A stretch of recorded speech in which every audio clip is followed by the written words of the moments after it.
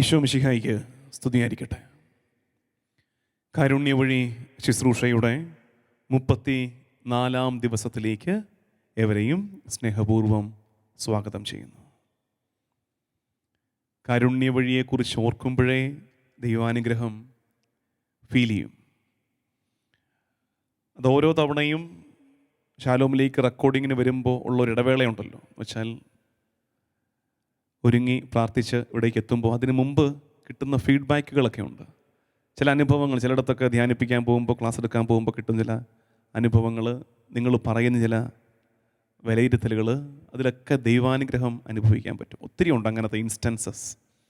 ഏറ്റവും അടുത്ത സമീപത്ത് സംഭവിച്ചോരണം, ഞാൻ ഇരിങ്ങാലക്കുട രൂപതയിലെ കോട്ടാറ്റ് എന്ന് പറയുന്നൊരു പള്ളിയിൽ അവിടുത്തെ അമ്മമാർക്ക് ക്ലാസ് എടുക്കാൻ വേണ്ടി പോയി. അപ്പോൾ ക്ലാസ് കഴിഞ്ഞിട്ട് അവിടെ വന്ന് കന്യാസ്ത്രീമ പറഞ്ഞു, മഠത്തിൽ കുറച്ച് സിസ്റ്റേഴ്സ് ഉണ്ട്, പ്രായമുള്ളവരാണ്, അവർ കൃത്യമായിട്ട് കാരുണ്യ വഴി കൂടുന്നുണ്ട്, അവരെ ഒന്ന് കാണാമോ എന്ന് ചോദിച്ചു. ഞാൻ തിരക്കിലായിരുന്നു, എനിക്കതിന് ശേഷം വേറെ സ്ഥലത്തേക്ക് പോകണമായിരുന്നു. പക്ഷേ ഞാൻ പറഞ്ഞു നമുക്ക് പോയി കാണാം. ഞങ്ങൾ ആ സിസ്റ്റേഴ്സിനെ കാണാൻ ചെന്നു. എന്നെ അത്ഭുതപ്പെടുത്തിയത്, വാർദ്ധക്യത്തിൽ അതിൻ്റെതായിട്ടുള്ള എല്ലാ ക്ലേശങ്ങളും അനുഭവിക്കുന്ന പാവം കന്യാസ്ത്രീയമ്മമാർ, വലിയ ക്ലേശം, ശാരീരിക ക്ലേശമുള്ളവരാണ്. ഒരു കുറേ അധികം പേരുണ്ടായിരുന്നു, 10-15ഓളം പേര്. അപ്പോൾ അവർക്ക് ഓരോ വിശേഷങ്ങൾ പറയാനുണ്ട് കാരുണ്യ വഴിയെക്കുറിച്ച്. അപ്പോൾ ഞാനിങ്ങനെ എളിമപ്പെട്ടിരുന്ന് കേൾക്കുകയായിരുന്നു. എത്ര താല്പര്യത്തോടെയാണ് ഈ അമ്മമാരൊക്കെ ഇത് കേൾക്കുന്നത്. അവർ പറയുന്നു, എല്ലാ ദിവസവും 1 മണിയാകുമ്പോൾ ഞങ്ങൾ ടി വിയുടെ ഫ്രണ്ടിൽ കാണും, ഞങ്ങളിത് കൃത്യമായിട്ട് കേൾക്കും. അപ്പോൾ ഇടയ്ക്ക് എപ്പോഴോ 1 മണിക്ക് ഒരു മണിക്ക് നമ്മൾ ടെലികാസ്റ്റ് ചെയ്യുന്ന അതിനിടയ്ക്ക് ചാനൽ കട്ടായി പോകുന്നു. അപ്പോൾ അമ്മമാർ ഭയങ്കര സങ്കടത്തിൽ, ഇതെന്താണ് ഇങ്ങനെ കട്ടായി പോകുന്നത്. അപ്പോൾ അതിന് പരാതിയും പരിഭവവും പറയാൻ വേണ്ടി ഇരിക്കുമ്പോൾ അന്നത് ഓക്കെ ആയി, അന്ന് ശരിയായി.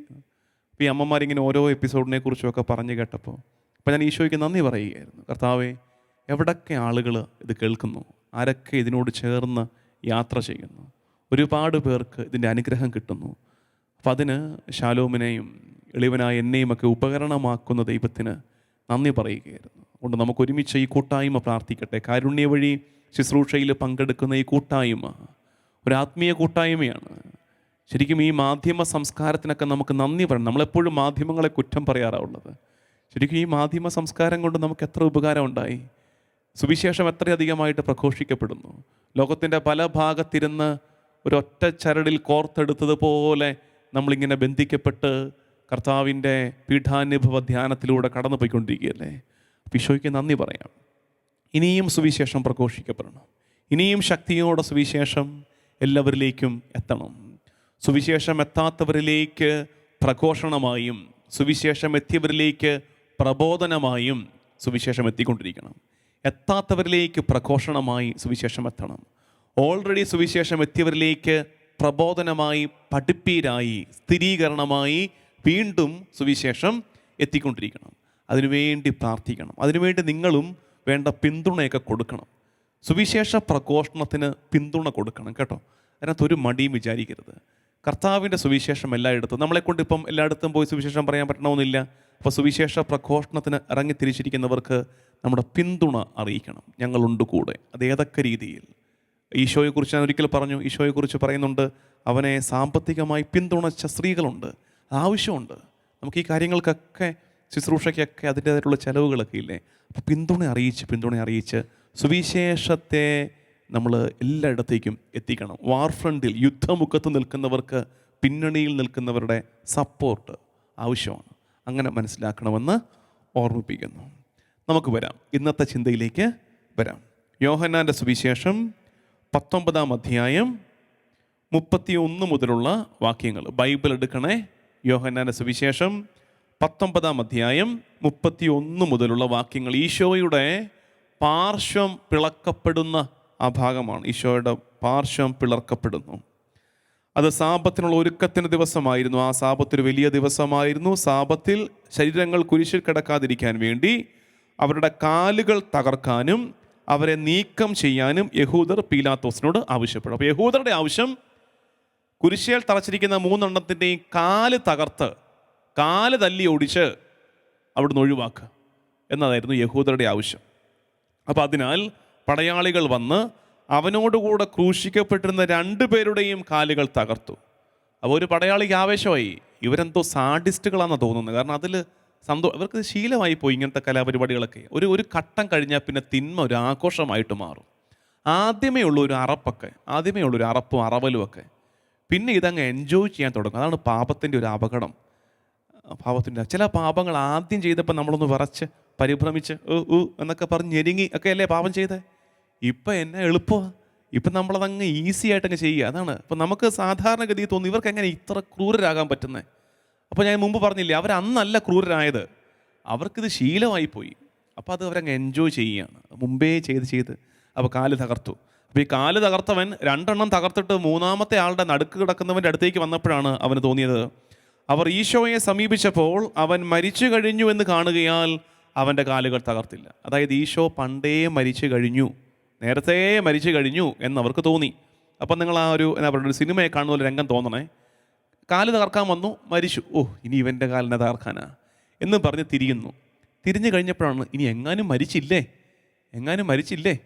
അപ്പോൾ അവൻ തോന്നുന്ന പിന്നെ ഒരു വെറൈറ്റി പരിപാടി ഇരിക്കട്ടെ എന്ന് വിചാരിച്ചിട്ട് ആ കണങ്കാല് തകർക്കാൻ വേണ്ടിയിട്ട് എടുത്ത ചുറ്റുകയോ കൂടവോ എന്താണെന്ന് വെച്ചാൽ അതങ്ങോട്ട് മാറ്റി വെച്ചിട്ട് ആ കുന്തം എടുത്തിട്ട് കർത്താവിൻ്റെ നെഞ്ചിലേക്ക് കുത്തിയിറക്കുകയാണ്. പുതിയ നിയമത്തിൽ ഇവിടെ മാത്രമാണ് ഈ വാക്കുള്ളത്, പിയേഴ്സ്ഡ്, കുത്തിത്തുളച്ചു. അവൻ്റെ നെഞ്ചിലേക്ക് ഈ കുന്തം കുത്തിയിറക്കി.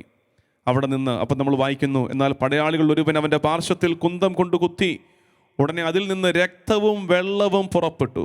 അത് കണ്ടയാൾ തന്നെ സാക്ഷ്യപ്പെടുത്തിയിരിക്കുന്നു. ഈ ഭാഗം ഞങ്ങൾ അച്ഛന്മാർക്ക്, പ്രത്യേകിച്ച് സീറോ മലബാർ ക്രമത്തിലെ അച്ഛന്മാർക്ക് ഈ ഭാഗം നല്ല പരിചയമുണ്ട്. ദൈവജനത്തിന് അത്ര പരിചയം ഉണ്ടാകണമെന്നില്ല. എന്താ കാര്യം എന്നറിയാമോ? നിങ്ങൾ കാണുന്നുണ്ടായിരിക്കും, ഈ കുർബാനക്രമത്തിൽ ശുശ്രൂഷി കാറസൂസ പ്രാർത്ഥന ചെല്ലുമ്പോൾ കാസയും പീലാസയും ഒരുക്കാൻ വേണ്ടി അച്ഛൻ മുകളിലേക്ക് കയറി വരുമല്ലോ. 2 ബേസ് ഗസാകളിൽ പോയി, ഒരു ബേസ് ഗസായിൽ കാസയും മറ്റതിൽ പീലാസയും ഒരുക്കുമ്പോൾ കാസ ഒരുക്കുന്നിടത്ത് ചെന്ന് പ്രാർത്ഥിക്കുന്ന പ്രാർത്ഥന ഇതാണ്: പടയാളികൾ ഒരുവൻ കുന്തം കൊണ്ട് തിരുവലാവിൽ കുത്തി, ഉടനെ അവിടെ നിന്ന് രക്തവും വെള്ളവും ഒഴുകി. അത് കണ്ട ആൾ തന്നെ സാക്ഷ്യപ്പെടുത്തുന്നു, ആളുടെ സാക്ഷ്യം സത്യവുമാകുന്നു. വെള്ളം വീഞ്ഞിനോടും വീഞ്ഞ് വെള്ളത്തോടും കലർത്തപ്പെടുന്നു, പിതാവിൻ്റെയും പുത്രൻ്റെയും പരിശുദ്ധാത്മാവിൻ്റെയും നാമത്തിൽ എന്ന് പ്രാർത്ഥിച്ചാണ് ഈ കാസയിലേക്ക് വീഞ്ഞൊഴിച്ച് ഒരു ചെറിയ കരണ്ടിയിൽ അല്പം ഒരു തുള്ളി വെള്ളം ചേർക്കുന്നത്. ഈ പ്രാർത്ഥനയാണ്. വെള്ളം വീഞ്ഞിനോടും വീഞ്ഞ് വെള്ളത്തോടും കലർത്തപ്പെടുന്നു. അപ്പോൾ ഇത്രയുമാണ് രംഗം. ഇനി നമ്മളിതിൻ്റെ ധ്യാനം ആരംഭിക്കുകയാണ്. നമ്മളിതിൻ്റെ ധ്യാനത്തിലേക്ക് പ്രവേശിക്കുകയാണ്. ഒന്നാമത്, അവൻ പണ്ടേ മരിച്ചു കഴിഞ്ഞു. കർത്താവ് already he has in dead, മരിച്ചു, ഈശോ മരിച്ചു. അതെന്താ സൂചിപ്പിക്കുന്നത്? അതായത് ഇവർ എക്സ്പെക്റ്റ് ചെയ്യുന്നില്ല ഈശോ അപ്പം മരിച്ചെന്നുള്ളത്. ഇവർക്കറിയാമല്ലോ, ഇവർക്കിത് സ്ഥിരമല്ലേ, ഇവർക്കറിയാം ഈശോ മരിക്കേണ്ട, അല്ലെങ്കിൽ കുരിശേൽ തറച്ച് ഇവർ കൊല്ലാൻ ശ്രമിക്കുന്ന ഒരാൾ മരിക്കേണ്ട സമയത്തെക്കുറിച്ച് ഇവർക്ക് നല്ല ധാരണയുണ്ട്. അതുകൊണ്ടാണ് വൈകുന്നേരം സാബത്താണ്, തുടങ്ങും. അപ്പോൾ ആ സാബത്ത് വരെയൊക്കെ ചിലപ്പോൾ ഇവന്മാർ കിടക്കും, വൈകുന്നേരം സമയം അതിജീവിക്കും. അപ്പോൾ അതുകൊണ്ട് നേരത്തെ അങ്ങ് തല്ലിക്കൊല്ല് എന്ന് വിചാരിച്ചിട്ടാണ് ഈ കൽപ്പന പുറപ്പെടുവിച്ചത്. അങ്ങനെ ചെന്നപ്പോഴാണ് കാണുന്നത് മരിച്ചു കഴിഞ്ഞു. അതെന്താ കാര്യം? ഈശോ എന്താ നേരത്തെ മരിച്ചു കഴിഞ്ഞേ? അവിടെയാണ് വേറൊരു വചനത്തിൻ്റെ അർത്ഥം മനസ്സിലാക്കേണ്ടത്. എന്ത്? ആരും ഇതെന്നിൽ നിന്ന് പിടിച്ചെടുക്കുകയല്ല, ഞാൻ സ്വമേധയാ സമർപ്പിക്കുകയാണ്. ഇതാരും എന്നിൽ നിന്ന് പിടിച്ചെടുക്കുകയല്ല, ഞാൻ സ്വമേധയാ സമർപ്പിക്കുകയാണ്. പിതാവേ, അങ്ങേ കരങ്ങളിൽ എൻ്റെ ആത്മാവിനെ സമർപ്പിക്കുന്നു എന്ന് പറഞ്ഞ്, എല്ലാം പൂർത്തിയായിരിക്കുന്നുവെന്ന് പറഞ്ഞ് അവൻ സമർപ്പിക്കുകയായിരുന്നു ചെയ്തത്. അതായത് ഈശോ മരിച്ചതൊരു ഭീരുവിനെ പോലെ പെടച്ചും വെപ്രാളപ്പെട്ടും അല്ലെന്ന്, ഞരങ്ങിയും കൂവിയും അല്ല കർത്താവ് മരിച്ചത്. കർത്താവ് മരിച്ചത് രാജാവിനെ പോലെയാണ്. അതുകൊണ്ടാണ് അവൻ വിട്ടുകൊടുത്തു, പിതാവിൻ്റെ പക്കലേക്ക് അവൻ്റെ ജീവനെ സമർപ്പിച്ചു, ആത്മാവിനെ സഭയ്ക്ക് സമർപ്പിച്ചു. അങ്ങനെയാണ് ഈശോ മരിക്കുന്നത്. അതാണ് കർത്താവിൻ്റെ മരണത്തിൻ്റെ പ്രത്യേകത, വിട്ടുകൊടുത്തുള്ള മരണം. That's A peaceful death. ഇത് പറയുമ്പോൾ ഞാനൊരു കാര്യം ഇതിൻ്റെ ഇടയ്ക്കൂടെ പറയട്ടെ. ഈ ചിലർ മരിക്കാത്തതിൻ്റെ കാരണം ഈ വിട്ടുകൊടുക്കാത്തത് കൊണ്ടുകൂടിയാണ്. ചില കേസിൽ എല്ലാം ഇത് വെച്ച്, ഞാൻ ഈ പറയുന്നത് വെച്ചുകൊണ്ട് വിവാദമായി പോകരുത്, എല്ലാം ഇത് വെച്ച് അസസ് ചെയ്യരുത്. ചില കേസിലുണ്ട്. അതിൻ്റെ ലോജിക്ക് ഞാൻ പറഞ്ഞുതരാം. എന്താണ്? മരണക്കിടക്കയിലാണ്. പക്ഷേ നമുക്ക് മനസ്സിലായി ഇത് മരിക്കേണ്ട സമയം കഴിഞ്ഞു. നമുക്ക് സങ്കടമുണ്ട്, നമ്മുടെ വല്യപ്പൻ, നമ്മുടെ അപ്പൻ മരിക്കുന്നത് സങ്കടമുണ്ട്. പക്ഷേ മരണം എത്തുന്നില്ല. ഒരു പക്ഷേ, ഞാൻ ഈ പറയുന്ന സ്ട്രെസ് കൊടുക്കണം, ഒരു പക്ഷേ അതിൻ്റെ കാരണം വിട്ടുകൊടുക്കാത്തത് കൊണ്ടാകാം. എന്താ ഈ വിട്ടുകൊടുക്കാത്തതെന്ന് വെച്ചാൽ അതിൻ്റെ അർത്ഥം ഇങ്ങനെയാണ്: ആരോടോ പൊറുക്കാനുണ്ട്, ആരോടോ രമ്യപ്പെടാനുണ്ട്, ക്ഷമിക്കാനുണ്ട്, കർത്താവിനങ്ങ് പൂർണ്ണമായിട്ടും വിട്ടുകൊടുക്കാനുണ്ട്. അത് വിട്ടുകൊടുക്കാതെ ഏതൊക്കെയോ ബലം പിടുത്തങ്ങളിൽ നിൽക്കുക. ഇപ്പോഴും ഒരു പക അകത്ത് കിടപ്പുണ്ട്, ഇപ്പോഴും ഒരു വെറുപ്പകത്ത് കിടപ്പുണ്ട്, ഇപ്പോഴും ആരോടോ വൈരാഗ്യം കൊണ്ട് നടക്കുകയാണ്, തങ്ങളെ മുറിവേൽപ്പിച്ച് ആരോടോ ക്ഷമിക്കാൻ ബാക്കിയുണ്ട്. അപ്പോൾ എന്ത് നടക്കുന്നില്ല? വിട്ടുകൊടുക്കൽ നടക്കുന്നില്ല. വിട്ടുകൊടുക്കൽ നടക്കാത്തത് കൊണ്ട് എന്ത് പറ്റുന്നു? മരണം നീണ്ടുപോകുന്നു. അപ്പം നമ്മൾ ചോദിക്കുക, അതെന്താ മരണം നീണ്ടുപോകുന്നേ? മരണം തന്നെ നീണ്ടുപോകുന്നേ? അവിടെയാണ് കർത്താവിൻ്റെ കരുണ നമ്മൾ അറിയേണ്ടത്. ഈ അവസ്ഥയിൽ ഈ അപ്പച്ചൻ, ഈ അമ്മച്ചി മരിച്ചാൽ എവിടെ പോവും? നരകത്തിൽ പോവും. അതുകൊണ്ട് കർത്താവ് വെയിറ്റ് ചെയ്യാണ്. സ്വർഗത്തിൽ പോകാൻ പറ്റുന്ന രീതിയിൽ ഈ അപ്പച്ചൻ, ഈ അമ്മച്ചി ഒന്ന് ഒരുങ്ങാൻ കർത്താവ് വെയിറ്റ് ചെയ്യുകയാണ്. അതുകൊണ്ടാണ് ചില മരണങ്ങൾ നീണ്ടുപോകുന്നത്. മരണത്തിൻ്റെ സമയമൊക്കെ കഴിഞ്ഞു, പക്ഷേ വിട്ടുകൊടുത്തിട്ടില്ല. അവിടെയാണ് കർത്താവിൻ്റെ മരണത്തിൻ്റെ പ്രത്യേകത. കർത്താവിൻ്റെ മരണത്തിൻ്റെ പ്രത്യേകത, അവനെല്ലാം പൂർത്തിയായി. ഇത് പറയാൻ പറ്റണമെന്ന് നമ്മൾ ശരിക്കും പ്രാർത്ഥിക്കണേ. കർത്താവേ, 33-ാമത്തെ വയസ്സിൽ നീ പറഞ്ഞു കളഞ്ഞല്ലോ എല്ലാം പൂർത്തിയായെന്ന്. എന്ത് പൂർത്തിയായെന്ന്? എൻ്റെ സ്വപ്നങ്ങളല്ല, എന്നെക്കുറിച്ചുള്ള ദൈവഹിതം പൂർത്തിയായെന്ന് പറഞ്ഞ് ഈശോ മിഴി പൂട്ടി. നമുക്ക് 33 കഴിഞ്ഞിട്ട് എത്ര കാലമായി? 2 വട്ടം 33 കഴിഞ്ഞവരിപ്പില്ലേ? എന്നിട്ട് നമുക്കിതുവരെ പറയാൻ പറ്റുന്നുണ്ടോ എല്ലാം പൂർത്തിയായെന്ന്? നമ്മളൊന്നും തുടങ്ങിയിട്ട് കൂടിയില്ല, നമുക്കൊന്നും പകുതി പോലും എത്തിയിട്ടില്ല. ദൈവഹിതം പൂർത്തിയായെന്ന് പറഞ്ഞ് മരിക്കാൻ പറ്റുന്നിടത്തോളം സുഹൃതം വേറെ എന്തുണ്ട്? അത് കർത്താവിൻ്റെ മരണത്തെ നമ്മൾ ധ്യാനിച്ചതാണ്. ഇനിയും കുത്തിത്തുളച്ചു. അത് 20-27 അത് ആഴമേറിയ മുറിവായിരുന്നു. അതുകൊണ്ടാണ് നമ്മൾ വായിക്കുന്നത്, അവൻ തോമസിനോട് പറഞ്ഞു, വിരലിവിടെ കൊണ്ടുവരിക, എൻ്റെ കൈകൾ കാണുക, നിൻ്റെ കൈ നീട്ടി എൻ്റെ പാർശ്വത്തിൽ വയ്ക്കുക. എൻ്റെ ഈ കുത്തിത്തുളയ്ക്കപ്പെട്ട മുറിവിലേക്ക് നിൻ്റെ കൈ കൊണ്ടുവെക്ക് തോമസേ. യോഹന്നാൻ 20-27 ആഴത്തിൽ ഒരു മുറിവ് സമ്മാനിച്ചിട്ടുണ്ട്. ഇപ്പം വേറൊരു കാര്യം എന്നറിയാമോ? ഞാൻ ഇന്നലത്തെ ടോക്ക് പോലെ തന്നെയാണ് ഞാൻ നിങ്ങളിലേക്ക് പരമാവധി കാര്യങ്ങൾ എത്തിക്കാൻ വേണ്ടിയിട്ട് ഒരുപാട് അലങ്കാരങ്ങൾ കൊണ്ടുവരാതെ നേരെ സ്നേഹത്തോടെ കാര്യങ്ങൾ പറഞ്ഞങ്ങ് പോവുകയാണ്. ഇത് ഈ കുത്തിത്തുളച്ചത്, കർത്താവിൻ്റെ ചങ്കിനെ കുന്തം കൊണ്ട് കുത്തിത്തുളച്ചത്, it's the fullest proof that he is dead. It's a fullest proof. ഇനിയൊരു സംശയം ബാക്കി വേണ്ടെന്ന്. നന്നായി ആ പടയാളി കുത്തിത്തുളച്ചത് അങ്ങനെ ചിന്തിക്കുമ്പോൾ. അല്ലെങ്കിലുണ്ടല്ലോ, ഓൾറെഡി ആ സമയത്തൊക്കെ ചിന്ത വന്നായിരുന്നു, ഗ്നോസ്റ്റിസിസം വന്നായിരുന്നു. എന്ത്? കർത്താവ് മരിച്ചില്ല, മരിച്ചതുപോലെ തോന്നിക്കപ്പെട്ടു. He was appear like he's dead. മരിച്ചതുപോലെ കാണപ്പെട്ടു. ഇനി അതിനുള്ള സാധ്യത ഇല്ലെന്നേ വചനം കൃത്യമായിട്ട് നോക്കുന്നവർക്കറിയാം. ഇനി അതിനുള്ള സാധ്യത ഇല്ല. കാരണം അത്രയും നേരം അവൻ കുരിശേ കടന്നു. ഇനി എങ്ങാനും മരിച്ചിട്ടില്ലെങ്കിൽ കൂടി ഈ കുന്തത്താൽ കുത്തിത്തുളയ്ക്കപ്പെട്ട നേരത്ത് അവൻ നിശ്ചയമായും മരിച്ചിട്ടുണ്ട്. മുമ്പേ മരിച്ചു കഴിഞ്ഞിരുന്നു. അപ്പോൾ ഇനിയൊരു ചോദ്യമുള്ളത്, നമ്മൾ വായിക്കുന്നത് സാധാരണ പറയുന്നത്, അതായത് ഏതു ഭാഗത്താണ്, പാർശ്വത്തിൻ്റെ വലത്തോ ഇടത്തോ എവിടെയാണെന്നുള്ളത് നിശ്ചയമില്ല. പക്ഷേ ഒരു പൊതു ചിന്തയുള്ളത് ഇടത്ത് വശം എന്നുള്ളതാണ്. അതിനെക്കുറിച്ച് പറയുന്നത്, ഒരാളൊരു വലം കയ്യൻ ഇവിടുന്ന് കുത്തുമ്പോൾ കർത്താവിൻ്റെ ഇടത്ത് വശത്തേക്കാണ് അവൻ ആയം കിട്ടുന്നത് എന്ന രീതിയിൽ പറയുന്നുണ്ട്. അപ്പോൾ ഇടത്ത് വശത്താണ് കുത്തി തുളയ്ക്കപ്പെട്ടത്. പിന്നെ എന്താണ്? രക്തവും ജലവും ഒഴുകിയെന്ന് യോഹന്നാൻ സാക്ഷ്യപ്പെടുത്തിയിരിക്കുന്നത്. രക്തവും ജലവും ഒഴുകിയിരിക്കുന്നത്. അതിന് ശരിക്കും ഫിസിയോളജിക്കൽ തെളിവുകളുണ്ട്. എന്ന് വെച്ചാൽ നമ്മളിതിൻ്റെ തിയോളജി പറയുന്നുണ്ട്. നമ്മൾ കാലങ്ങളായിട്ട് അതിൻ്റെ തിയോളജി, ഈ രക്തം എന്തിനെ സൂചിപ്പിക്കുന്നു, ഈ ജലം എന്തിനെ സൂചിപ്പിക്കുന്നു എന്ന് നമുക്കറിയാം. നമ്മളത് പല ആവർത്തി കേട്ടിട്ടുണ്ട്. പക്ഷേ ഇതിൻ്റെ ഒരു മെഡിക്കൽ സൈഡ്, അതിനുള്ള സാധ്യതയുണ്ടോ? ഒരാളുടെ നെഞ്ചിലേക്ക് ഇങ്ങനെ കുന്തം കുത്തി ഇറക്കിയ അങ്ങനെ രക്തവും ജലവും ഒഴുകാനുള്ള സാധ്യതയുണ്ടോ? സാധ്യതയുണ്ടെന്നാണ് ഈ ഫിസിയോളജിക്കൽ സ്റ്റഡീസ് പറയുന്നത്. കാരണം ഈ ഹാർട്ടിലേക്കാണ് ഈ കുത്ത് ചെന്നത്. അപ്പോൾ ഈ ഹാർട്ടിനെ കവർ ചെയ്തുകൊണ്ട് ഒരു ഞാൻ എഴുതി വെച്ചിരിക്കുക, പെരികാർഡിയം എന്നൊരു മെംബ്രെയിനുണ്ട്. ഈ ഹൃദയത്തിൻ്റെ ആവരണം പോലെ പെരികാർഡിയം എന്നൊരു മെംബ്രെയിനുണ്ട്. ഈ മെംബ്രെയിൻ, ഇതിൽ ലിക്വിഡുണ്ട്, ഇതിൽ ജലമുണ്ട്. അതാണ് ഈ ഹാർട്ടിനെ കവർ ചെയ്ത് നിൽക്കുന്നത്. അപ്പോൾ ഹൃദയത്തിലേക്ക് ഇത് കുത്തി ഇറക്കപ്പെടുമ്പോൾ നിശ്ചയമായും ആ ജലം പുറത്തേക്ക് ഒഴുകും. ഹൃദയത്തിലേക്ക് കുത്തി തുളയ്ക്കപ്പെടുമ്പോൾ വെൻട്രിക്കിൾസ് തകരും. അപ്പോൾ അവിടെ നിന്ന് രക്തമൊഴുകും. ഈ കാഴ്ചയാണ് യോഹന്നാൻ കണ്ടത്. ഒരേ സമയവും രക്തവും ജലവും പുറത്തേക്ക് കുത്തിയൊലിക്കുന്ന കാഴ്ച യോഹന്നാൻ കണ്ടിട്ട് യോഹന്നാൻ അത് സാക്ഷ്യപ്പെടുത്തുകയാണ്. പ്രിയമുള്ളവരെ, ഇനി അപ്പോൾ നമുക്ക് മനസ്സിലായി അത് സംഭവ്യമാണ്. അതാണ് ആദ്യം അറിയേണ്ടത്. ഇങ്ങനൊന്നും നടക്കുമോ? നമുക്കത് മനസ്സിലാക്കി വെക്കണം. ഇതിൻ്റെ സാധാരണത്വം മനസ്സിലാക്കി. ഇത് നടക്കാൻ സാധ്യതയുള്ളതാണ്. നടക്കും. അപ്പം എന്താണ് ഈ രക്തവും ജലവും? ഈ രക്തവും ജലവും ഇതിന് പല മാനങ്ങളുണ്ട്. ഒഴുകിയിറങ്ങിയ രക്തം വിശുദ്ധ കുർബാനയാണെന്ന്, യൂക്കറിസ്റ്റ് ആണെന്ന് പിതാക്കന്മാർ വ്യാഖ്യാനിക്കുന്നുണ്ട്. ഒഴുകിയിറങ്ങിയ ജലം പരിശുദ്ധാത്മാവാണ്, മാമോദീസായാണ്. ഇത് കുർബാനയും മാമോദീസായുമാണ് ഈ ഒഴുകിയിറങ്ങിയത് കർത്താവിൽ നിന്ന്. അപ്പോൾ ഈ കുർബാനയും ഈ മാമോദീസായും എവിടെയുള്ളത്? ഈ കുർബാനയും ഈ പരിശുദ്ധാത്മാവും എവിടെയുള്ളത്? മാമോദീസ, പരിശുദ്ധാത്മാവ് എന്ന് തന്നെ മനസ്സിലാക്കാം. എവിടെയുള്ളത്? സഭയിൽ. അപ്പോൾ രക്തവും ജലവും അവനിൽ നിന്ന് ഒഴുകിയിറങ്ങി എന്ന് പറയുമ്പോൾ അത് സഭ കർത്താവിൽ നിന്ന് ഒഴുകിയിറങ്ങിയെന്നു കൂടി അർത്ഥമുണ്ട്. കർത്താവിൽ നിന്ന് നമ്മൾ കാലാകാലങ്ങളായി പഠിച്ചു മനസ്സിലാക്കി സത്യമാണത്. പെന്തക്കുസ്തായിൽ സഭ സ്ഥാപിക്കപ്പെട്ടു.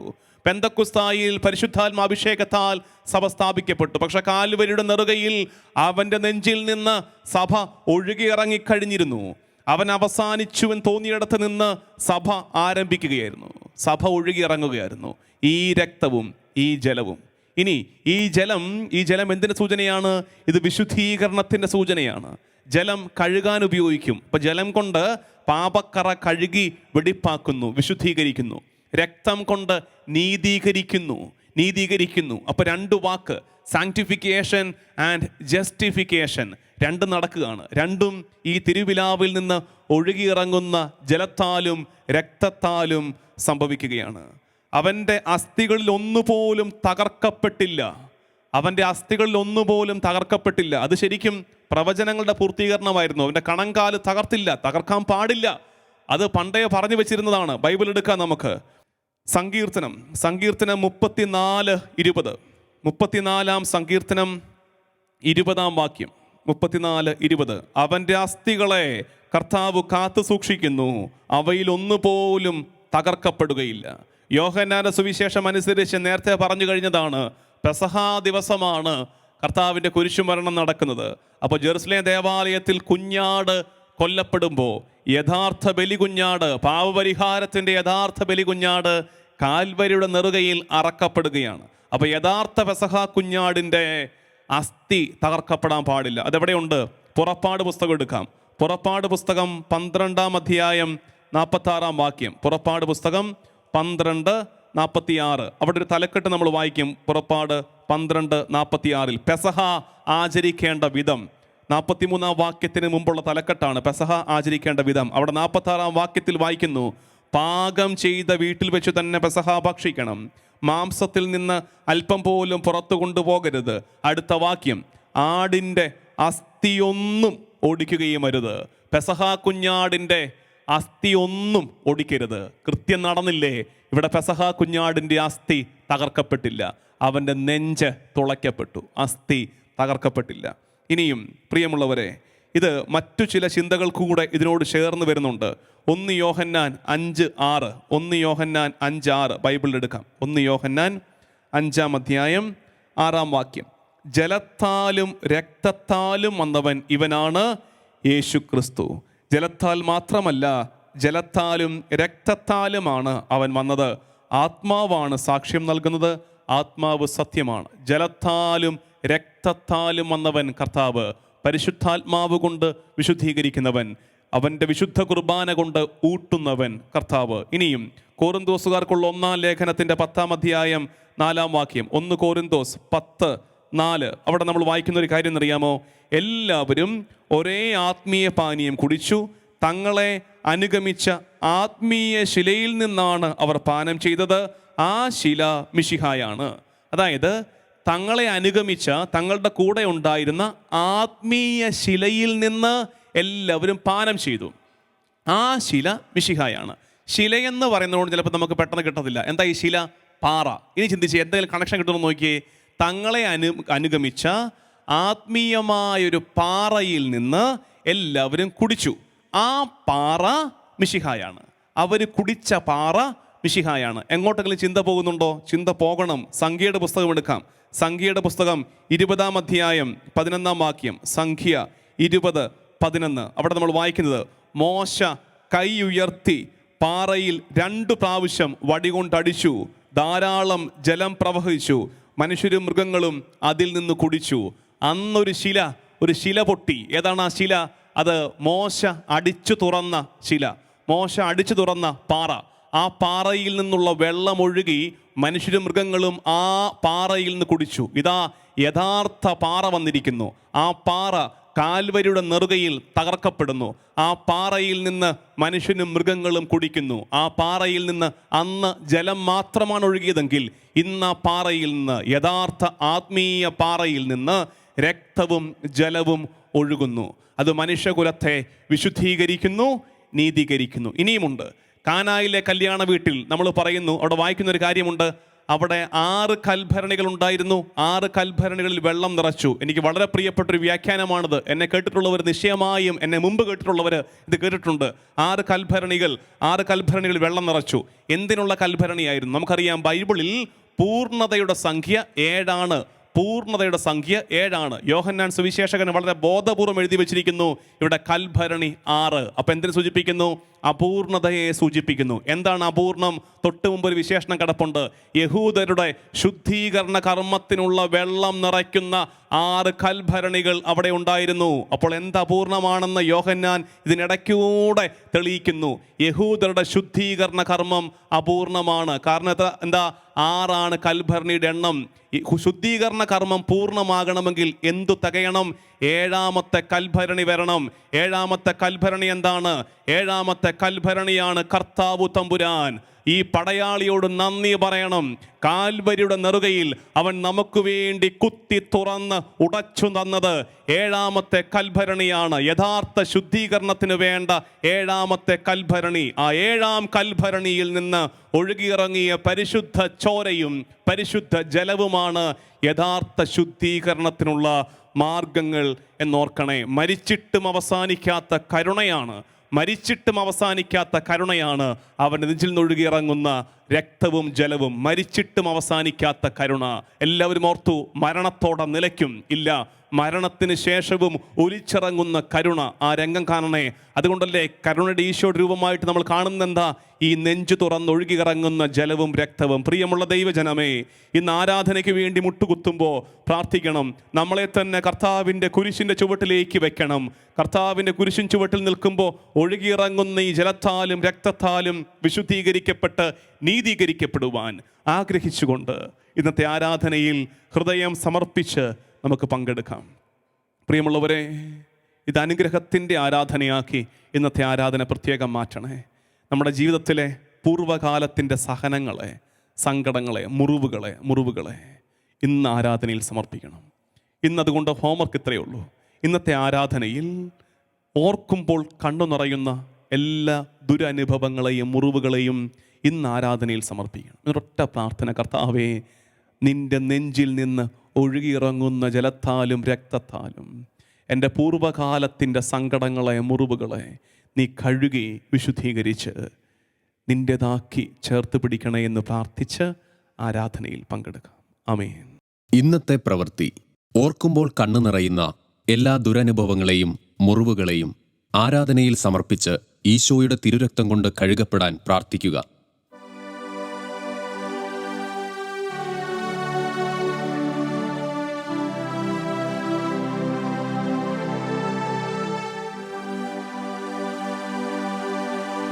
നിൻ തിരു രക്തത്തിൻ തുള്ളികൾ തിരിച്ചു ക്രൂശതിൽ, അതിലോരോ തുള്ളികൾക്കും ഞാൻ എന്തു നൽകും മറുവിലയാ. നിൻ തിരു രക്തത്തിൻ തുള്ളികൾ തെറിച്ചു ക്രൂശതിൽ, അതിലോരോ തുള്ളികൾക്കും ഞാൻ എന്തു നൽകും മറുവിലയാ. ഞാൻ എന്തുള്ളൂ ഞാനെന്തുള്ളു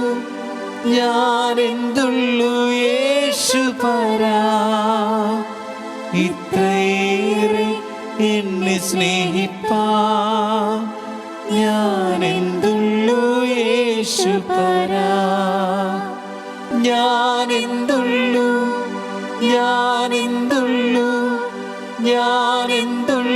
യേശുപരാ, ഇത്രയേറെ എന്നെ സ്നേഹിപ്പാൻ ഞാനെന്തുള്ളു യേശുപരാ.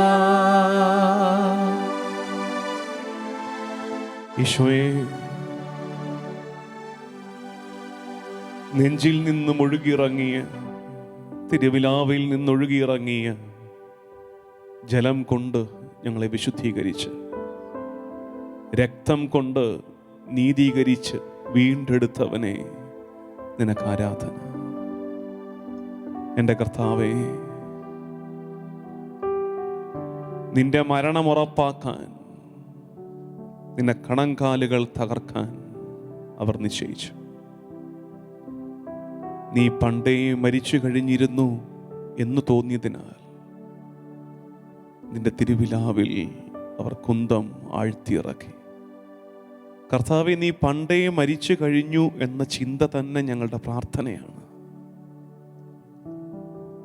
സാധാരണ ഒരാള് കുരിശേൽ മരിക്കുന്ന സമയത്തിന് മുമ്പേ നീ കുരിശേൽ മരിച്ചു എന്നതിൻ്റെ അർത്ഥം നീ നിന്റെ ജീവനെ സമർപ്പിച്ചു എന്നല്ലേ കർത്താവേ? അനന്തരം അവൻ ആത്മാവിനെ സമർപ്പിച്ചു എന്ന് ഞങ്ങൾ വായിക്കുമ്പോൾ ഒന്നും പിടിച്ചു വയ്ക്കാതെ നിരുപാധികം പൂർണ്ണമായും നിന്റെ ജീവനെ നീ വിട്ടുകൊടുക്കുകയായിരുന്നല്ലോ.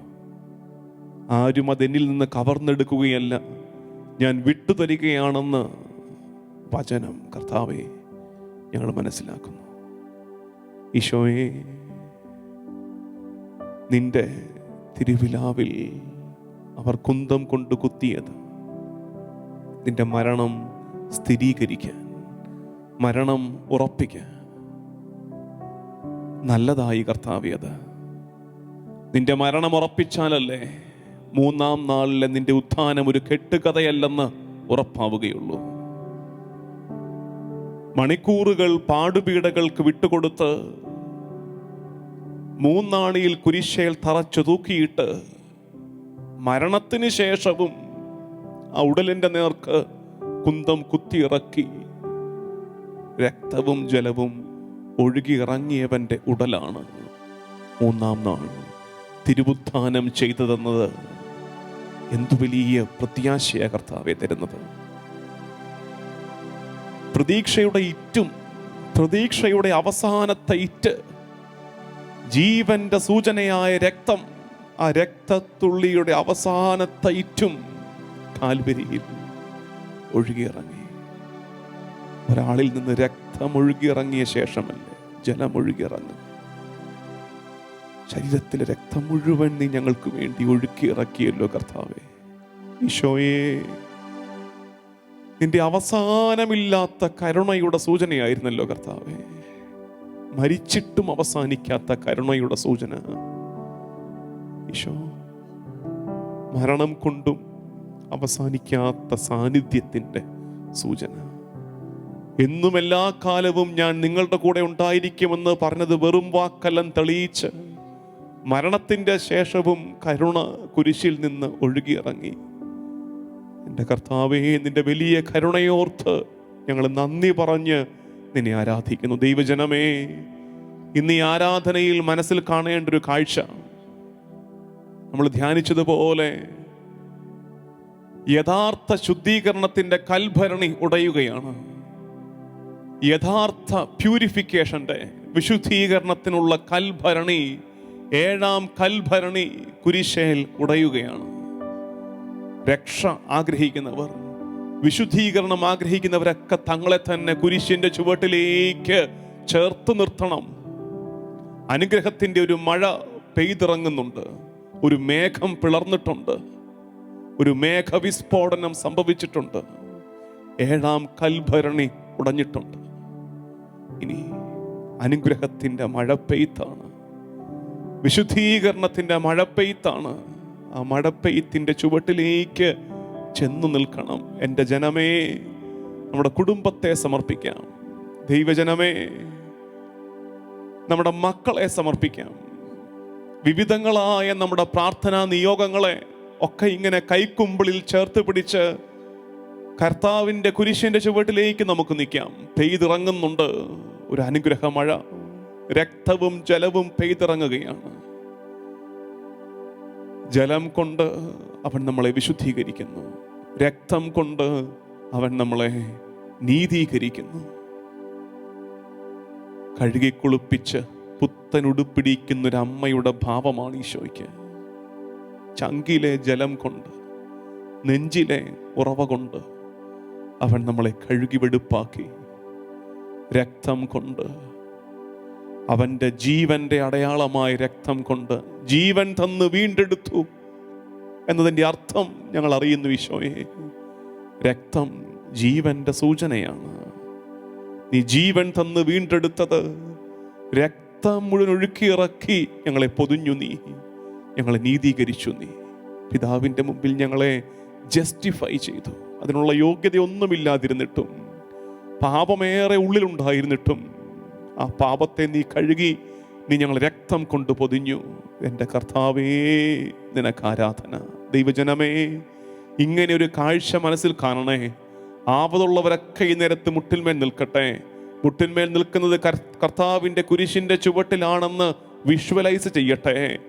ആ കുരിശിൻ്റെ ചുവട്ടിൽ കരങ്ങൾ കൂപ്പി പ്രാർത്ഥനയോടെ നിൽക്കുമ്പോൾ ഒരു രക്തമഴ പെയ്തിറങ്ങുന്നുണ്ടെന്ന് അനുഭവിക്കട്ടെ.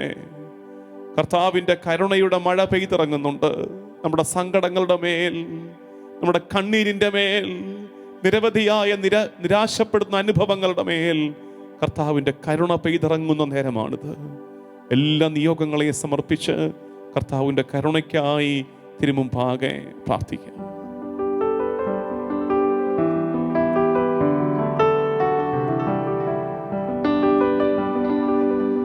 നിൻജലം കൊണ്ടെന്നെ ശുദ്ധീകരിച്ച്, നിൻ രക്തം കൊണ്ടെന്നെ നീതീകരിച്ച്, സ്നേഹമായി മാറിയ കാരുണ്യമേ, ആരാധന നിനക്കാരാധന.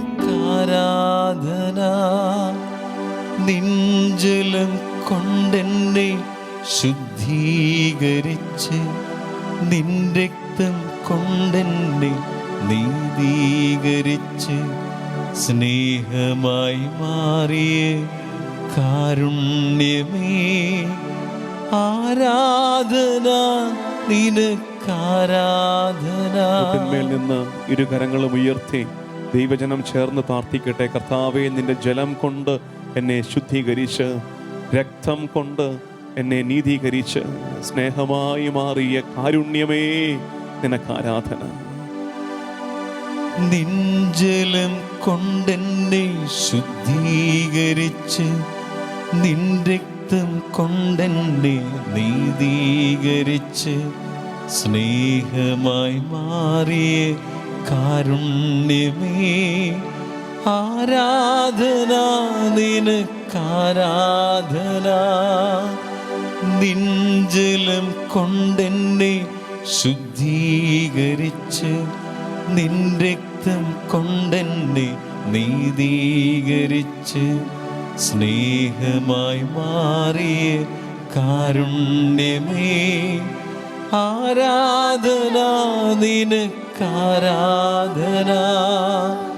ആരാധന നിനക്കാരാധന. ആരാധന നിനക്കാരാധന.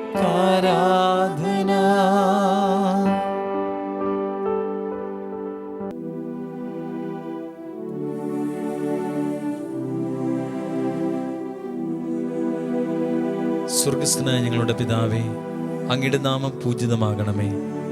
അങ്ങയുടെ രാജ്യം വരണമേ. അങ്ങയുടെ തിരുമനസ് സ്വർഗത്തിലെ പോലെ ഭൂമിയിലുമാകണമേ. ആഹാരം ഇന്ന് ഞങ്ങൾക്ക് തരണമേ. ഞങ്ങളോട് തെറ്റ് ചെയ്യുന്നവരോട് ഞങ്ങൾ ക്ഷമിക്കുന്നത് പോലെ ഞങ്ങളുടെ തെറ്റുകൾ ഞങ്ങളോട് ക്ഷമിക്കണമേ. ഞങ്ങളെ പ്രലോഭനത്തിൽ ഉൾപ്പെടുത്തരുതേ. തിന്മയിൽ നിന്ന് ഞങ്ങളെ രക്ഷിക്കണമേ. ആമേൻ. നന്മ നിറഞ്ഞ മറിയമേ സ്വസ്തി, കർത്താവ് അങ്ങയുടെ കൂടെ, സ്ത്രീകളിൽ അങ്ങ് അനുഗ്രഹിക്കപ്പെട്ടവളാകുന്നു. അങ്ങയുടെ ഉദരത്തിൻ ഫലമായി ഈശോ അനുഗ്രഹിക്കപ്പെട്ടവനാകുന്നു. പരിശുദ്ധ മറിയമേ, തമ്പുരാന്റെ അമ്മേ, പാപികളായ ഞങ്ങൾക്ക് വേണ്ടി ഇപ്പോഴും ഞങ്ങളുടെ മരണസമയത്തും തമ്പുരാനോട് അപേക്ഷിക്കണമേ. ആമേൻ. വിശ്വാസ പ്രമാണം. സർവശക്തനായ പിതാവും ആകാശത്തിലെയും ഭൂമിയുടെയും സൃഷ്ടാവുമായ ദൈവത്തെ ഞാൻ വിശ്വസിക്കുന്നു. അവിടുത്തെ ഏകപുത്രനും ഞങ്ങളുടെ കർത്താവുമായ ഈശോ മിശിഹായിൽ ഞാൻ വിശ്വസിക്കുന്നു. ഈ പുത്രൻ പരിശുദ്ധാത്മാവിനാൽ ഗർഭസ്ഥനായി കന്യകാമറിയത്തിൽ നിന്ന് പിറന്ന് പന്തിയോസ് പീലാത്തോസിന്റെ കാലത്ത് പീഡകൾ സഹിച്ച് കുരിശിൽ തറയ്ക്കപ്പെട്ട് മരിച്ചടക്കപ്പെട്ട് പാതാളങ്ങളിൽ ഇറങ്ങി മരിച്ചവരുടെ ഇടയിൽ നിന്ന് മൂന്നാം നാൾ ഉയർത്ത് സ്വർഗ്ഗത്തിലേക്ക് എഴുന്നള്ളി സർവശക്തിയുടെ പിതാവായ ദൈവത്തിന്റെ വലതുഭാഗത്തിരിക്കുന്നു. അവിടെ നിന്ന് ജീവിക്കുന്നവരെയും മരിച്ചവരെയും വിധിക്കുവാൻ വരുമെന്ന് ഞാൻ വിശ്വസിക്കുന്നു. പരിശുദ്ധാത്മാവിൽ ഞാൻ വിശ്വസിക്കുന്നു. വിശുദ്ധ കത്തോലിക്കാ സഭയിലും പുണ്യവാന്മാരുടെ ഐക്യത്തിലും പാപങ്ങളുടെ മോചനത്തിലും ശരീരത്തിന്റെ ഉയർപ്പിലും നിത്യമായ ജീവിതത്തിലും ഞാൻ വിശ്വസിക്കുന്നു. ആമേൻ. നിത്യപിതാവേ, ഞങ്ങളുടെയും ലോകം മുഴുവന്റെയും പാപങ്ങൾക്ക് പരിഹാരമായി അങ്ങയുടെ പ്രിയപുത്രനും ഞങ്ങളുടെ കർത്താവുമായ ഈശോ മിശിഹായുടെ തിരുശരീരവും തിരുരക്തവും ആത്മാവും ദൈവത്വവും അങ്ങേക്ക് ഞങ്ങൾ കാഴ്ചവെക്കുന്നു. ഈശോയുടെ അതിദാരുണമായ പീഡാസഹനങ്ങളെ പ്രതി പിതാവേ, ഞങ്ങളുടെ മേലും ലോകം മുഴുവന്റെ മേലും കരുണയായിരിക്കണമേ. ഈശോയുടെ അതിദാരുണമായ പീഡാസഹനങ്ങളെ പ്രതി പിതാവേ, ഞങ്ങളുടെ മേലും ലോകം മുഴുവന്റെ മേലും കരുണയായിരിക്കണമേ. ഈശോയുടെ അതിദാരുണമായ പീഡാസഹനങ്ങളെ പ്രതി പിതാവേ, ഞങ്ങളുടെ മേലും ലോകം മുഴുവന്റെ മേലും കരുണയായിരിക്കണമേ. ഈശോയുടെ അതിദാരുണമായ പീഡാസഹനങ്ങളെ പ്രതി പിതാവേ, ഞങ്ങളുടെ മേലും ലോകം മുഴുവന്റെ മേലും കരുണയായിരിക്കണമേ. ഈശോയുടെ അതിദാരുണമായ പീഡാസഹനങ്ങളെ പ്രതി പിതാവേ, ഞങ്ങളുടെ മേലും ലോകം മുഴുവന്റെ മേലും കരുണയായിരിക്കണമേ. ഈശോയുടെ അതിദാരുണമായ പീഡാസഹനങ്ങളെ പ്രതി പിതാവേ, ഞങ്ങളുടെ മേലും ലോകം മുഴുവന്റെ മേലും കരുണയായിരിക്കണമേ. ഈശോയുടെ അതിദാരുണമായ പീഡാസഹനങ്ങളെ പ്രതി പിതാവേ, ഞങ്ങളുടെ മേലും ലോകം മുഴുവന്റെ മേലും കരുണയായിരിക്കണമേ. ഈശോയുടെ അതിദാരുണമായ പീഡാസഹനങ്ങളെ പ്രതി പിതാവേ, ഞങ്ങളുടെ മേലും ലോകം മുഴുവന്റെ മേലും കരുണയായിരിക്കണമേ. ഈശോയുടെ അതിദാരുണമായ പീഡാസഹനങ്ങളെ പ്രതി പിതാവേ, ഞങ്ങളുടെ മേലും ലോകം മുഴുവന്റെ മേലും കരുണയായിരിക്കണമേ. ഈശോയുടെ അതിദാരുണമായ പീഡാസഹനങ്ങളെ പ്രതി പിതാവേ, ഞങ്ങളുടെ മേലും ലോകം മുഴുവന്റെ മേലും കരുണയായിരിക്കണമേ. പരിശുദ്ധനായ ദൈവമേ, പരിശുദ്ധനായ ബലവാനേ, പരിശുദ്ധനായ അമർത്യനേ, ഞങ്ങളുടെ മേലും ലോകം മുഴുവന്റെ മേലും കരുണയായിരിക്കണമേ. പരിശുദ്ധനായ ദൈവമേ, പരിശുദ്ധനായ ബലവാനേ, പരിശുദ്ധനായ അമർത്യനേ, ഞങ്ങളുടെ മേലും ലോകം മുഴുവന്റെ മേലും കരുണയായിരിക്കണമേ. പരിശുദ്ധനായ ദൈവമേ, പരിശുദ്ധനായ ബലവാനേ, പരിശുദ്ധനായ അമർത്യനേ, ഞങ്ങളുടെ മേലും ലോകം മുഴുവന്റെ മേലും കരുണയായിരിക്കണമേ. നിത്യപിതാവേ, ഞങ്ങളുടെയും ലോകം മുഴുവന്റെയും പാപങ്ങൾക്ക് പരിഹാരമായി അങ്ങയുടെ പ്രിയപുത്രനും ഞങ്ങളുടെ കർത്താവുമായ ഈശോ മിശിഹായുടെ തിരുശരീരവും തിരുരക്തവും ആത്മാവും ദൈവത്വവും അങ്ങേക്ക് ഞങ്ങൾ കാഴ്ചവെക്കുന്നു.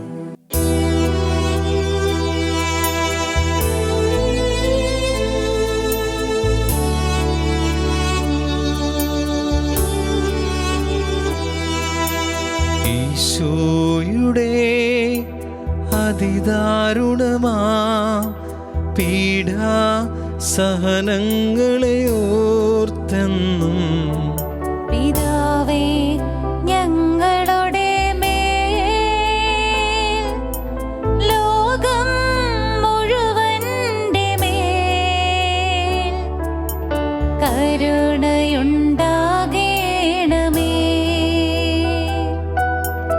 ഈശോയുടെ അതിദാരുണമാ പീഡാ സഹനങ്ങളെ ഓർത്തെന്നും പിതാവേ, ഞങ്ങളുടെ മേൽ ലോകം മുഴുവന്റെ മേൽ കരുണയുണ്ടാകേണമേ. ഈശോയുടെ അതിദാരുണമാം പീഡാ സഹനങ്ങളെ ഓർത്തെന്നും പിതാവേ ഞങ്ങളുടെ മേൽ, ലോകം മുഴുവന്റെ മേൽ കരുണയുണ്ടാകേണമേ. ഈശോയുടെ അതിദാരുണമാം പീഡാ സഹനങ്ങളെ ഓർത്തെന്നും പിതാവേ ഞങ്ങളുടെ മേൽ, ലോകം മുഴുവന്റെ മേൽ കരുണയുണ്ടാകേണമേ. ഈശോയുടെ അതിദാരുണമാം പീഡാ സഹനങ്ങളെ ഓർത്തെന്നും പിതാവേ ഞങ്ങളുടെ മേൽ, ലോകം മുഴുവന്റെ മേൽ കരുണയുണ്ടാകേണമേ. ഈശോയുടെ അതിദാരുണമാം പീഡാ സഹനങ്ങളെ ഓർത്തെന്നും പിതാവേ ഞങ്ങളുടെ മേൽ, ലോകം മുഴുവന്റെ മേൽ കരുണയുണ്ടാകേണമേ. ഈശോയുടെ അതിദാരുണമാം പീഡാ സഹനങ്ങളെ ഓർത്തെന്നും പിതാവേ ഞങ്ങളുടെ മേൽ, ലോകം മുഴുവന്റെ മേൽ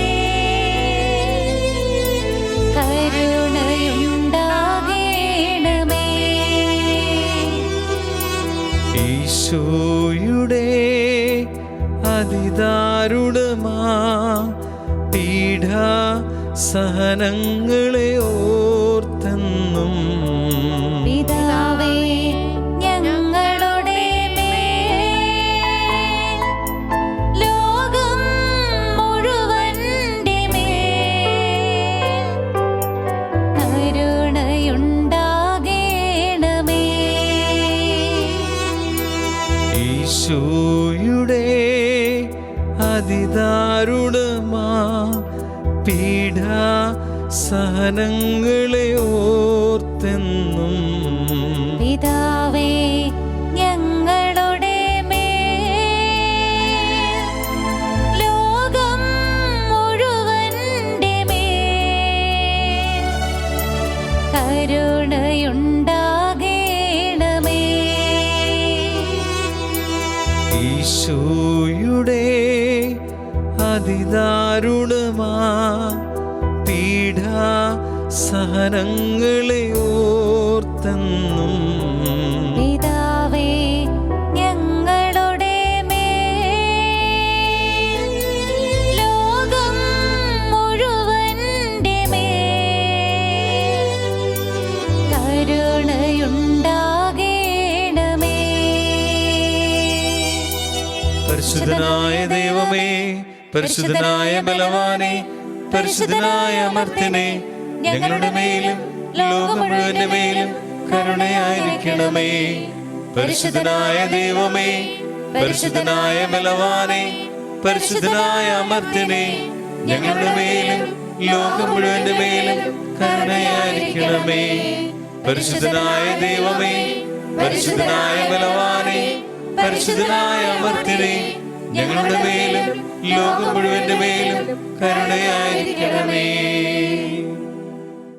നിത്യപിതാവേ ഞങ്ങളുടെയും ലോകം മുഴുവൻ്റെയും പാപങ്ങൾക്ക് പരിഹാരമായി അങ്ങയുടെ പ്രിയപുത്രനും ഞങ്ങളുടെ കർത്താവുമായ ഈശോ മിശിഹായുടെ തിരുശരീരവും തിരുരക്തവും ആത്മാവും ദൈവത്വവും അങ്ങേക്ക് ഞങ്ങൾ കാഴ്ചവെക്കുന്നു.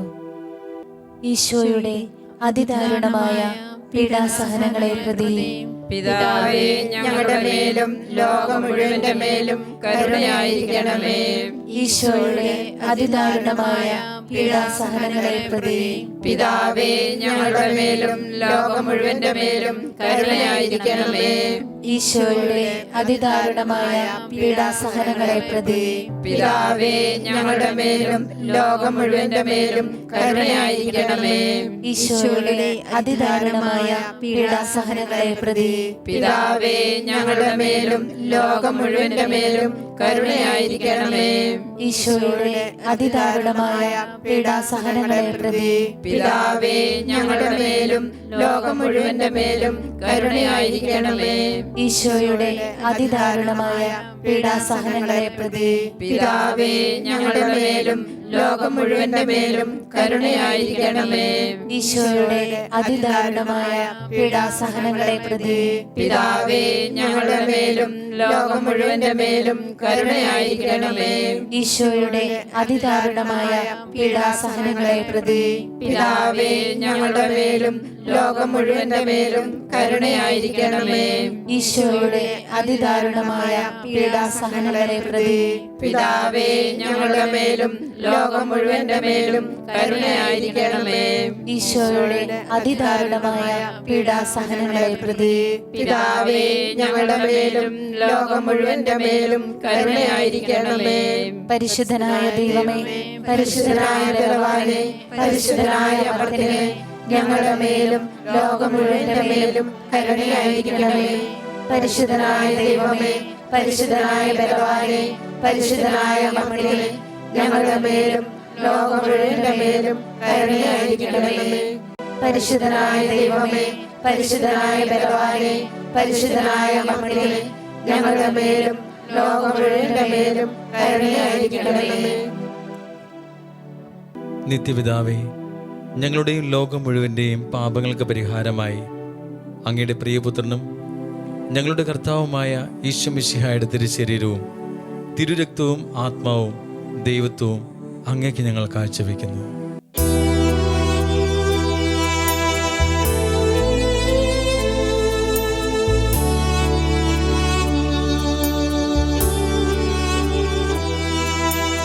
ഈശോയുടെ അതിദാരുണമാ പീഡാ സഹനങ്ങളെ ഓർത്തെന്നും പിതാവേ, ഞങ്ങളുടെ മേൽ ലോകം മുഴുവന്റെ മേൽ കരുണയുണ്ടാകേണമേ.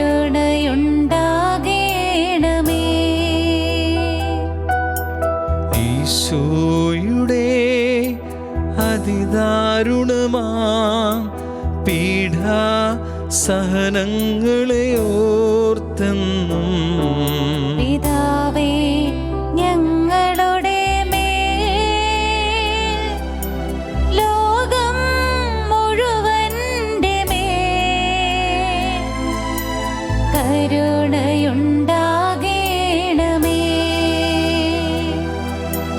ഈശോയുടെ അതിദാരുണമാ പീഡാ സഹനങ്ങളെ ഓർത്തെന്നും പിതാവേ, ഞങ്ങളുടെ മേൽ ലോകം മുഴുവന്റെ മേൽ കരുണയുണ്ടാകേണമേ.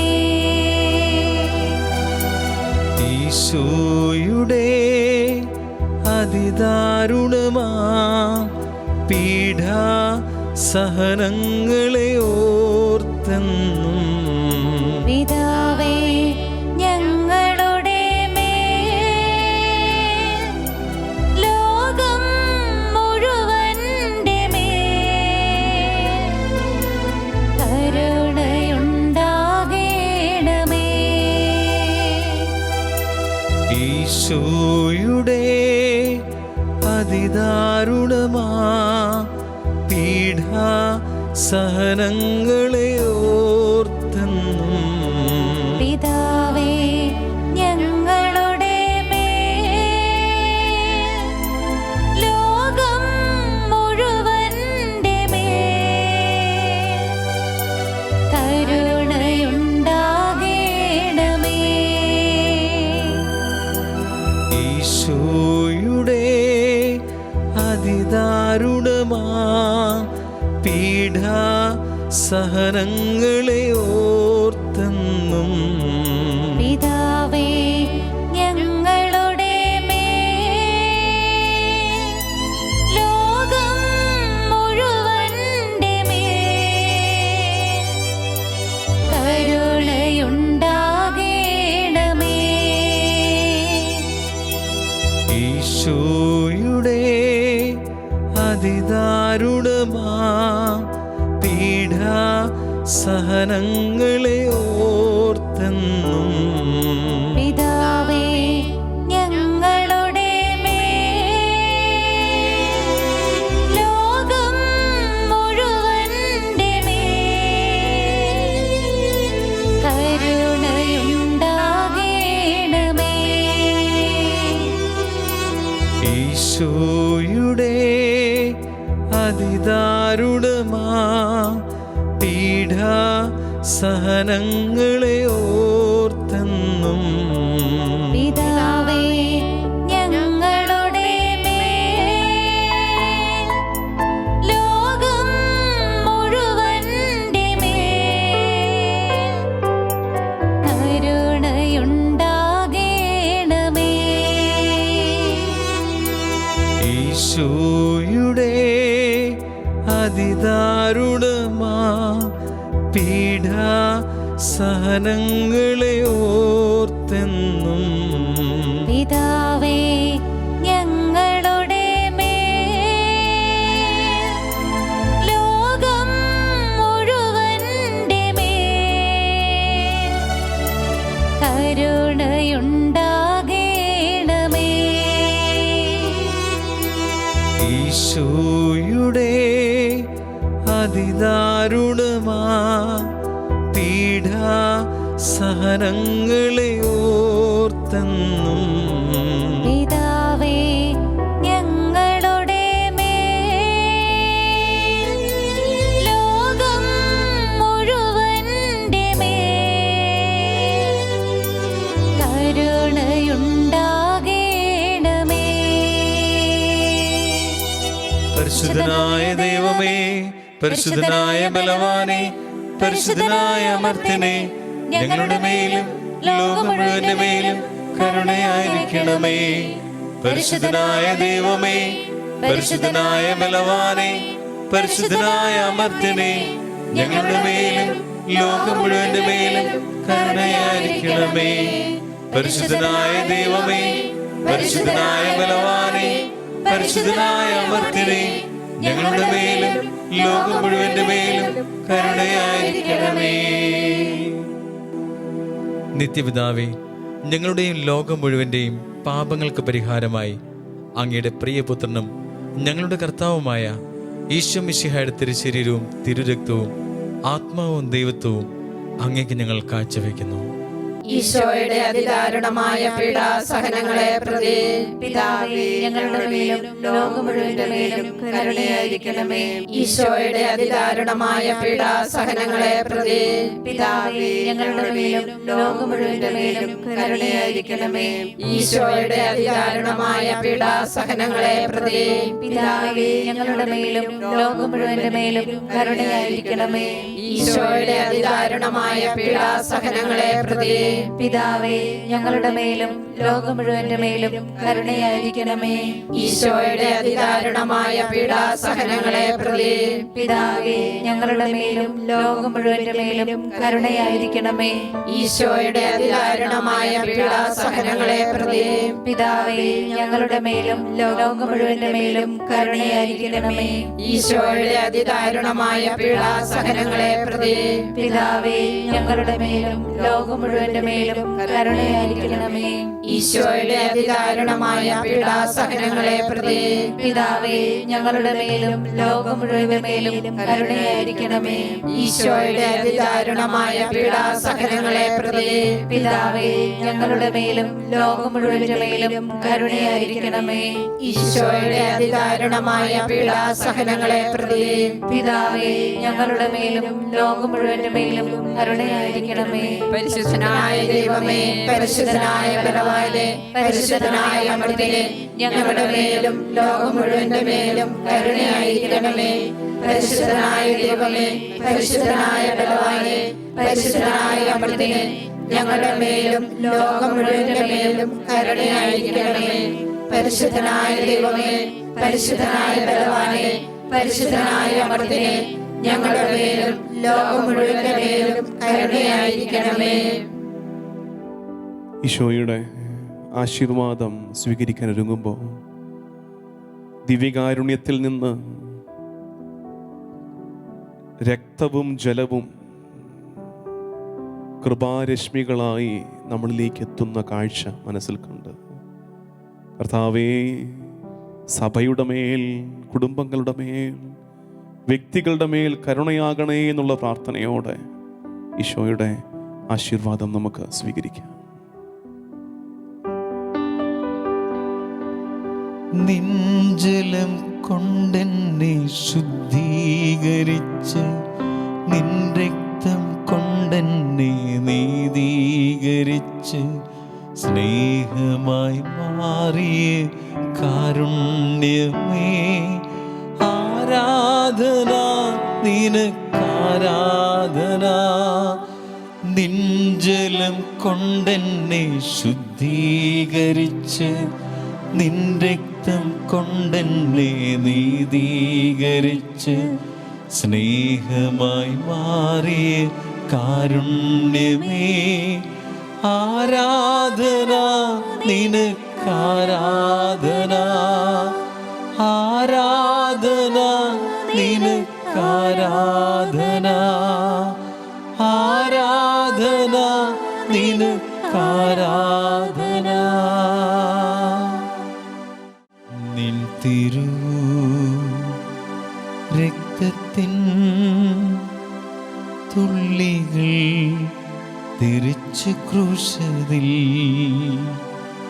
അതിലോരോ തുള്ളികൾക്കും ഞാൻ എന്തു നൽകും മറുവിലയാ. നിൻ തിരു രക്തത്തിൻ തുള്ളികൾ തെറിച്ചു ക്രൂശതിൽ, അതിലോരോ തുള്ളികൾക്കും ഞാൻ എന്തു നൽകും മറുവിലയാ. ഞാനെന്തുള്ളൂ, ഞാനെന്തുള്ളൂ, ഞാനെന്തുള്ളൂ യേശു പരാ.